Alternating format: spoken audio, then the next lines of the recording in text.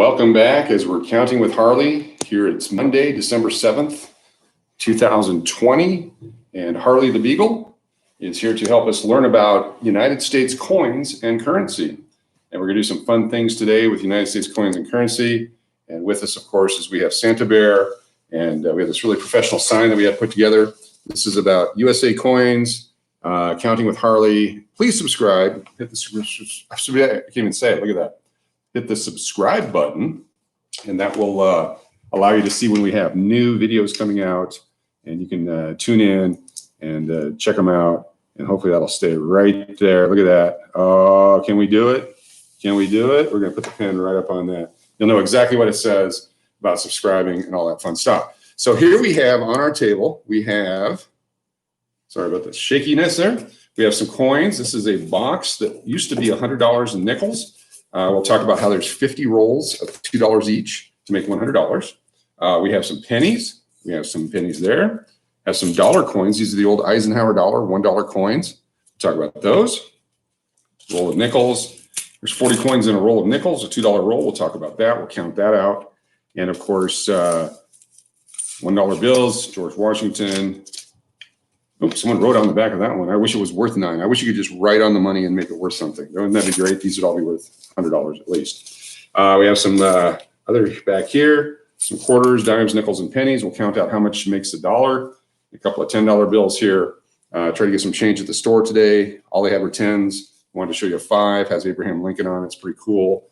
You can check around if you don't have one of those and see what they look like. I think they're on the internet. You can check it out as well. So pennies. 1 cent. Nickels, 5 cents. A dime, 1 dime. 10 cents. A quarter, 25 cents. And this is what the dollar coin used to look like, 1971 through 1978. They also had the old silver dollars from the 30s and 20s and back into the 1800s and 1700s and so on. Now there's a smaller coin. There's the brass-colored coins with the Sacagawea design, the Native American design, the presidential design, lots of commemoratives. There's a $50 coin out. Those are only available for circulation as well. I mean, for collectors, not circulation. So we'll talk about the main coins you may run into in your daily life. And during the pandemic, they're saying that there's a coin shortage. It's just because people aren't spending the coins like they used to. There's a lot of shoe boxes full and jars full and drawers full of coins that aren't getting put back into circulation. There's plenty of coins out there. If you look at the minted numbers, millions and billions and millions and billions of coins have been made over the last several years. But certainly we want to talk about what they are today. In case you happen to go to the store, you put some money in, you get some change back. Here's what it's going to look like. For those of you who are assuming are under the age of 40, a penny is a 1 cent coin, has Abraham Lincoln on the front. There's a shield on the back now. And so that's the new design that started in 2010. So in 2009, they made 4 different reverse designs that would have something to commemorate Abraham Lincoln. So those are the special coins from 2009. Those are fun to collect. There's 4 different reverses. Prior to that was the Lincoln Memorial on the back of the penny. You can see that there. So the Lincoln Memorial from 1959 until 2008. So 1959 to 2008 was the Lincoln Memorial reverse. Since 2010, it's been the Shield reverse. And then, of course, there was the Lincoln commemoratives in 2009. And prior to that is the wheatback penny, where they have the design on the back, has a couple of wheat stalks. Hopefully you can see that really clear there. That's the design from 1909 through 1958. Also the same Abraham Lincoln on the front on all these coins. So from 1909 till currently, Honest Abe's have been on the front. We've had the wheat design.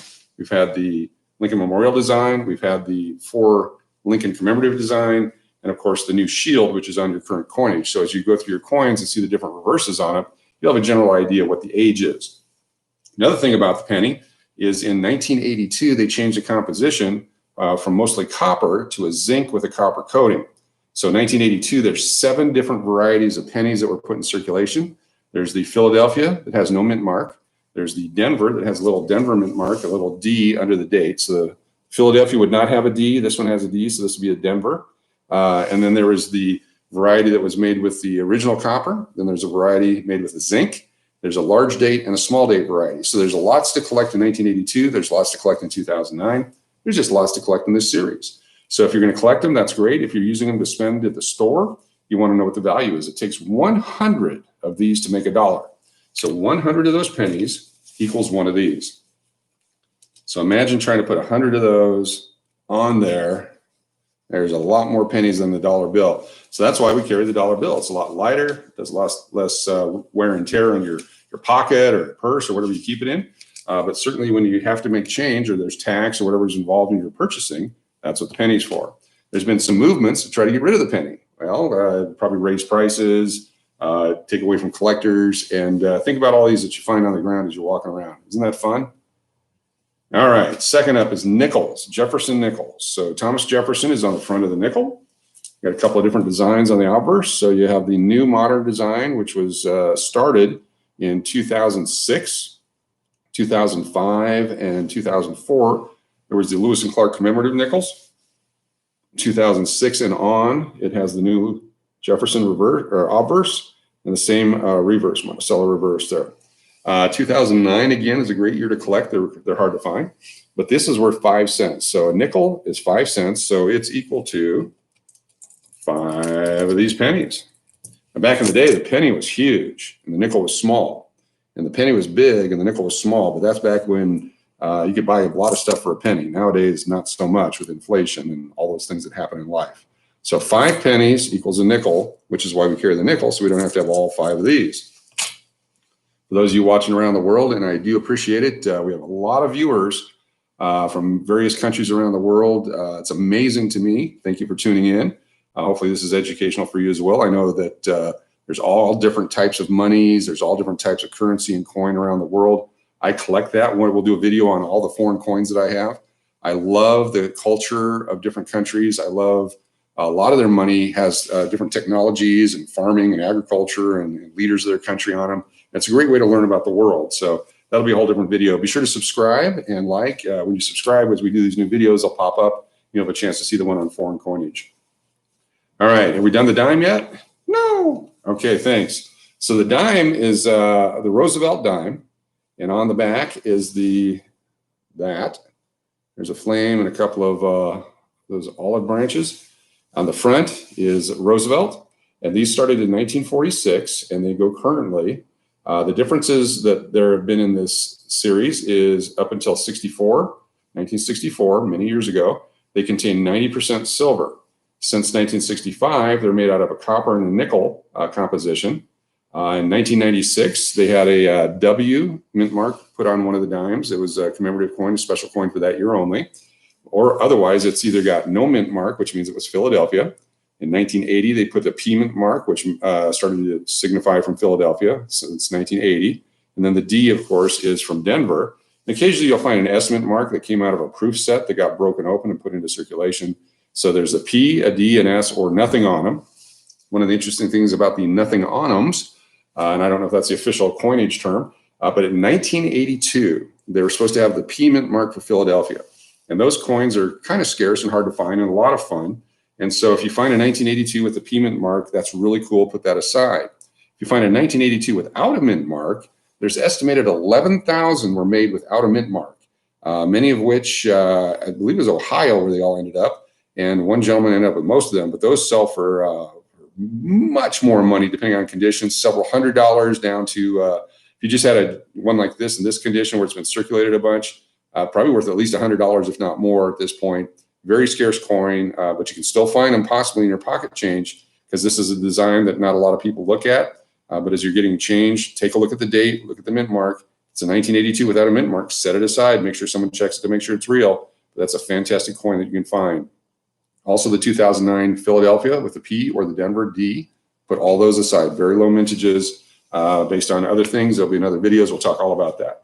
So that's the penny. We've looked at the penny with the different designs. The nickel, a couple of different designs. The dime, Roosevelt dime. I just dropped it 10 cents down. And now the quarter. And the quarter is fun because there's so many different quarters in circulation right now. They've had this design with the Washington on the front and the eagle on the reverse. 1932 is the first year. And it was a commemorative coin in 1932. In 1933, they didn't make them, but in 34 and on, they've made this quarter.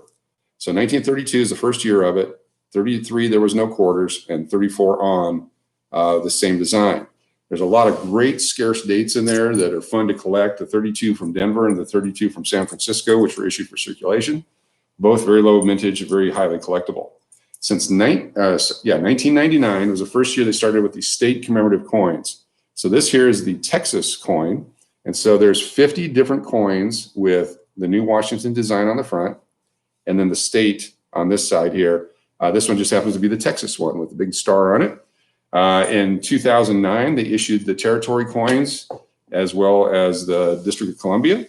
And then since 2010, they've been doing the state parks and all the different commemorative coins on the quarters. So there hasn't been a regular design front and back on a quarter since 1999. So for those of you who are 20 years or less in age, they haven't had a regular same quarter year after year after year since you've been born. 1999 was the first year with the first 5 states that they started the commemorative quarter collection. So if you go back now and try to pull all the quarters out of circulation for your dates that you've been alive, it's going to be a fun project and take a long time to do so. And when you're done, you're going to have a lot of different quarters in your collection. For those of us that are 21 years and older, there's a bunch of great quarters that you can collect from previous dates. We'll go with the 1982s as well. 1982 Philadelphia, 1983 Philadelphia, both good quarters to collect. A lot of the stuff from the 70s got really heavily circulated. 1964 and before, 90% silver. A lot of those have been melted to make silver bars or ingots. But certainly if you find anything 1964 and before in the quarters, hold on to them because they have 90% silver content in them. So that's the Washington quarters. We have the penny, the nickel, the dime, and the quarter. And I'm going to pick up the dime and quarter that I dropped, put those back up here, because we're going to talk real quickly about the dollar coin, which this is the 1971 through 1978 version of the Eisenhower dollar. Has the moon landing eagle on the back and President Eisenhower on the front. This is from 1977 with the Denver mint marks, so 77, and then the D right under his bust there. These were really cool to collect. They didn't circulate very well, and so they quit making those. They were very expensive to make as well with all the metal in them. Excuse me. And so they made a smaller one with Susan B. Anthony on it. After a while, those didn't go. So in 1999, they had to start cranking up more dollar coins. So from 1981 through 1999, no dollar coins were minted because they didn't need them. They were full of them in the vaults of the mint and the treasury. 99, they started to need coins and they wanted a new design, but since they didn't have the design ready, they had to make the Susan B. Anthony dollar once again in 1999. So it's a series from 79, 80, and 81, and then all the way to 1999 with nothing in between. So if you're searching for anything in between there, you're not going to find it. If you do, you got a very scarce coin if it's legit. Then the Sacagawea dollars, the Native American dollars, and the presidential commemoratives have been out for the last several years. Again, fun to collect if you can find them, lots of them. Try to get them when they're shiny and bright and new, because once they start circulating a little bit, they tarnish just like this penny. It turns brown, and some might say not attractive. Dollar bill, we talked about briefly earlier, President Washington. Here we have a $10 bill, where there's $5 bills, and a $20 bill is probably the most common circulating bill right now, as it's quick and easy to use. Back in the day when I was younger, if I had a $5 bill, I was doing real well. I had a lot of money at $5. There's also $2 bills, there's $100 bills, and $50 bills, all kinds of stuff out there. We're going to focus on this. So now, if you're still with me because you're young and you don't know anything about coins and you're like, oh my gosh, get to the point. It's 14 minutes in the video. Do we need a break? Take a quick break? Okay. I'll take a chance here. I'm going to kill some of the germs on the paper money with the disinfectant. Okay, we're back. I don't know if that was long enough break. What we have is how much is a dollar? $1 is 100 pennies. It's also 20 nickels. It's 10 dimes or 4 quarters. And so 4 quarters, 1, 2, 3, and 4 equals a dollar. There's $1 there. There's $1 there.